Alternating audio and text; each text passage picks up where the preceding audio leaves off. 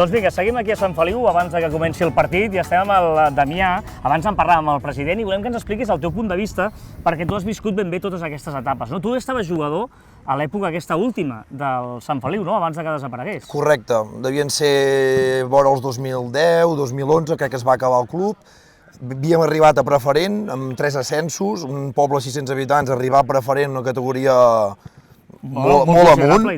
Llavors el problema, bueno, tema econòmic, es va anar acabant i el club va desaparèixer. Va aguantar un parell d'anys més a la tercera regional que era abans, ara hi ha 4 catalanes, diguem, i el club ha estat com 10 anys sense ser-hi. Al final aquí hi havia un camp d'herba que no s'hi feia res. Jugar a bitlles catalanes, la petanca i poc més.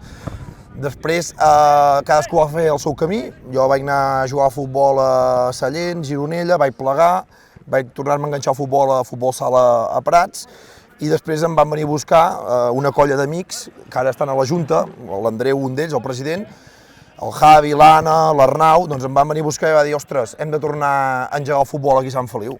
Tu ets d'aquí, et venen a buscar com una de les peces importants, a dir, ostres, doncs va, i tu també ajudes, no només dius que sí, sinó també ajudes a recollir una miqueta, no? Correcte. Jo, bueno, tots són amics, això som una colla d'amics, i un tibant per aquí, l'altre tibant per allà, l'any passat ens hi vam tornar a posar.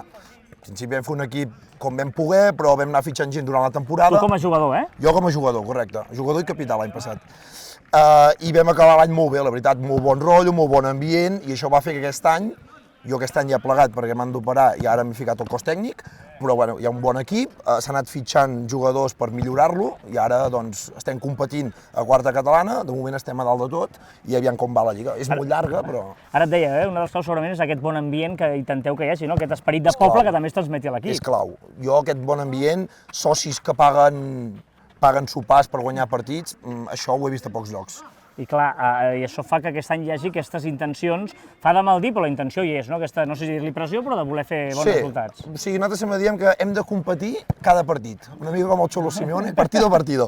Competir cada partit i després, si estem a dalt, doncs perfecte. I a més amb molt bon públic, em diuen que ve molta gent, i que segueix l'equip a casa i a fora. El derbi amb l'Avinyó, deixa'm-li dir derbi, teníeu molta presència. Correcte, sí, ve molta gent dels voltants, d'aquí al Lluçanès, Bages Nord, diguem, i el camp està ple, i això, jugar aquí motiva. Molt bé.